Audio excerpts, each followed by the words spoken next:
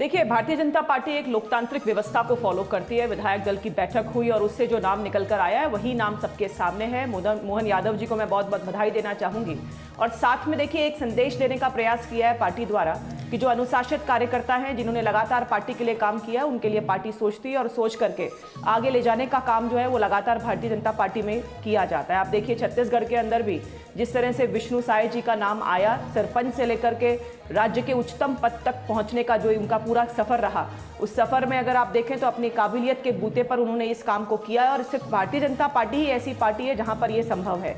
मैं बहुत बहुत बधाई देना चाहूंगी मोहन यादव जी को भी और मुझे पूरा विश्वास है कि जिस तरह से पिछले 18 सालों से मध्य प्रदेश में भारतीय जनता पार्टी की सरकार, सुशासन की सरकार चल रही है, उसी को आगे बढ़ाने का काम मोहन यादव जी भी करेंगे। ठीक है एनके सर, आपने कहा कि विधायक दल की पसंद होंगे, इस पर आपको सवाल है सर, लेकिन 48% ओबीसी है मध्य प्रदेश में। 60 से 100 विधानसभा सीटों पर ओबीसी मतदाता मध्य प्रदेश में अपना असर डालता है और एक लंबे वक्त से, कई दशकों से ओबीसी ही चेहरा रहा है मुख्यमंत्री के तौर पर। आपको लगता है इससे बेहतर राजनीतिक तौर पर भी विकल्प नहीं हो सकता था? नहीं, देखिए स्ट्रेटेजिकली बिल्कुल सही है, लेकिन इसको हम नैतिक रूप से न ले और ये ना कहे कि विधायक दल की पसंद थे वगैरह वगैरह, क्योंकि इसका कोई मतलब नहीं है। गुजरात में कौन सा चीफ मिनिस्टर पसंद था? आपने खुद ही नाम लिया पुष्कर धामी का, ये कब से पसंद हो गए थे? तो सेंट्रल डिसाइड करता है, विधायक दल उस पर अनुमति देता है, बहुत सिंपल सी बात है। लेकिन स्ट्रेटेजिकली ये एक अच्छा वो है, निर्णय है। अगर आप देखें तो बैकवर्ड कंसोलिडेशन हाल के दौर में फिर से एक बार उभरने लगा है। ऐसे में अगर मोदी जी इस तरह के चेहरे ला रहे हैं तो पॉलिटिकली वो एक प्रूडेंट स्टेप है, समझदारी का स्टेप है। ठीक है, लेकिन विकास चंद्रा, मध्य प्रदेश में 29 लोकसभा सीटों में से 28 पहले से भारतीय जनता पार्टी के पास है। मध्य प्रदेश उन सेलेक्टेड स्टेट्स में से है जहां बीजेपी अपने सैचुरेशन पर है। 2024 के लोकसभा चुनाव में मोहन यादव के ऊपर दबाव कहीं ज्यादा होगा इस प्रदर्शन को बनाए रखने का?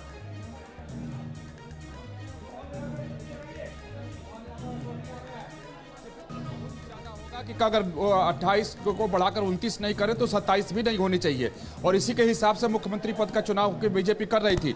और यहाँ मैं एक बात बताना चाहूंगा कि शिवराज सिंह चौहान कोई अगड़ी जाति के नहीं थे, वही पिछड़ी जाति के थे और ये डॉक्टर मोहन यादव भी पिछड़ी जाति के ही हैं। तो वैसा शिवराज सिंह चौहान ने क्या कर दिया था कि इसे बदल दिया गया? मुझे ऐसा लगता है कि मध्य प्रदेश और बिहार। विकास माफ कीजिए, आपको रिएक्शन आ रहा है? महाकाल तो जब यहाँ उज्जैन आते तो महाकाल तो जाना होता ही था उनका भी। हाँ हाँ, अभी सुबह भी महाकाल होकर ही आया। ये इनकी बड़ी बहन है कलावती यादव। जी दीदी, आपको बताएं जी कितनी खुशी आपको? खुशी तो है, भारतीय जनता पार्टी की बम्पर जीत मिली और पार्टी का क्या आपने कल्पना भी की थी इससे? भगवान महाकाल का आशीर्वाद है, पार्टी का आशीर्वाद है और निश्चित रूप से बहुत खुशी की बात है। उन संघर्ष भी बहुत है, 1984 से सतत काम किया है भारतीय जनता पार्टी का और हम विद्यार्थी परिषद के कार्यकर्ता के रूप में राष्ट्रीय स्तर तक काम किया है और सतत काम किया है।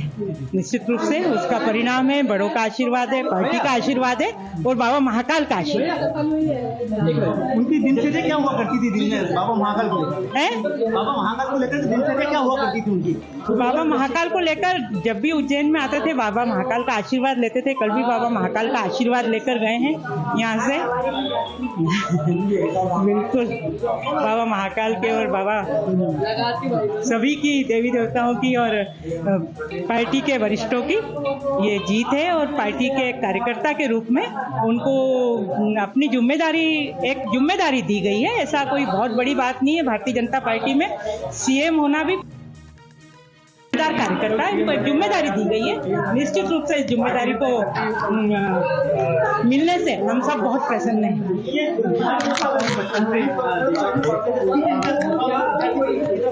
विद्यार्थी परिषद से ही राष्ट्रीय स्तर तक काम किया है। उनकी गुड़िया बहुत छोटी थी, इतनी बड़ी गुड़िया उनकी बेटी का बालक है। वो बेटी बहुत इतनी बड़ी थी तब शिवा भैया विधायक हुआ करते थे। उन्होंने कहा मोहन तेरी गुड़िया घुटने चलती है कि नहीं चलती है? तो भैया बोले भैया मैं जब निकलता हूँ घर से वो सोई रहती है, मैं पहुँचता हूँ तब वो सोई रहती है, तो मैं घर पहुँच के देख के बताऊंगा। ऐसी बिना किसी पद पे रहे भी वो इतने व्यस्त और प्रवास में रहते थे, निश्चित रूप से पार्टी का काम करते थे।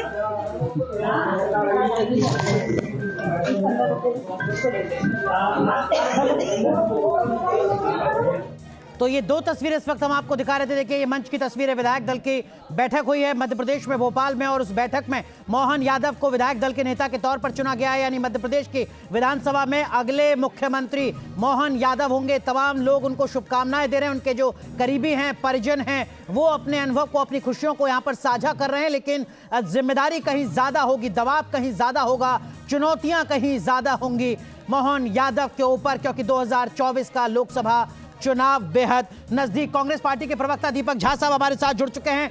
दीपक झा साहब, ओबीसी कम्युनिटी को एक बार फिर एड्रेस करने में बीजेपी सफल साबित हुई है। मध्य प्रदेश में 48% वोट बैंक के बीच एक यादव मुख्यमंत्री, और इसका जो असर है सिर्फ मध्य प्रदेश नहीं बल्कि उत्तर प्रदेश में भी होगा, यह तय माना जा रहा है। कांग्रेस के लिए थोड़ा झटके वाली खबर है।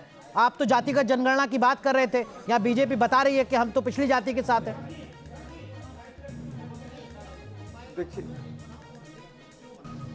देखिए हमारे जो मुद्दे हैं वो हमारी पार्टी के मुद्दे हैं और वो हमारे साथ रहेंगे, जनता के लिए रहेंगे।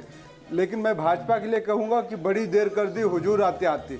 आपको इतना समय लग गया, इतना बड़ा जनमानस का आपको चुनाव में परिणाम मिला था, लेकिन एक कौन सी मजबूरी थी? भाजपा के अंदर ऐसी कौन सी लड़ाई है, कौन सी ऐसी? दीपक झा, आपकी याददाश्त के लिए बता दूं, कर्नाटक में जब कांग्रेस पार्टी विधानसभा चुनाव जीती थी तो मुख्यमंत्री के नाम का ऐलान करने में लंबा वक्त कांग्रेस पार्टी ने भी लगाया था।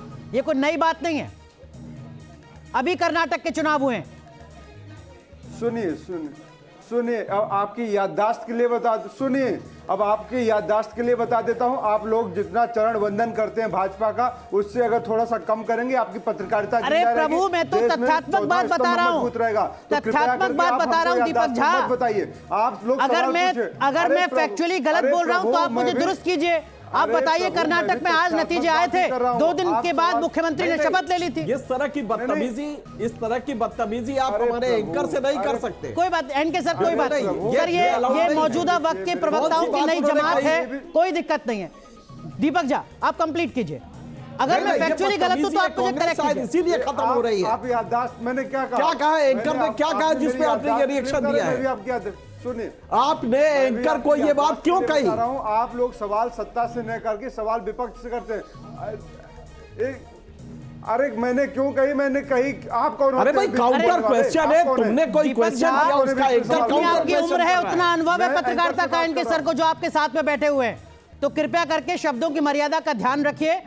मैंने जो सवाल आपसे किया, पार्टी का टॉप लीडर, जो सवाल मैंने आपसे किया, उस सवाल का जवाब आप देना चाहें तो दीजिए। यादव मुख्यमंत्री मध्य प्रदेश में होगा तो कांग्रेस पार्टी की मुश्किलें नहीं बढ़ेंगी। वो कांग्रेस पार्टी जो जातिगत जनगणना का दावा कर रही थी। तुम अभी कांग्रेस पार्टी को हमसे कभी आके बैठ के समझ लेना क्या होती है। तुम्हारे टॉप लीडर सबसे सलाह लेते हैं। दीपक झा, भाई साहब, मैं आप, अरे भैया सुनिए, एक कौन है? मैं टीवी नहीं है मेरे पास में, कोई बात यहाँ बीच में हमको धमकी दे रहे हो, सलाह नहीं धमकी नहीं दे रहे हैं। इनके सलाह का स्वागत करते हुए बात को आगे बढ़ाऊंगा। ठीक है, नम्रता जरूरी है, सलाह लेने के लिए तैयार हूँ मैं। बहुत सलाह लेने के लिए मैं तैयार हूँ, बहुत आदर से, मैं बड़े आदर के साथ आपसे सलाह लूंगा। अच्छी बात।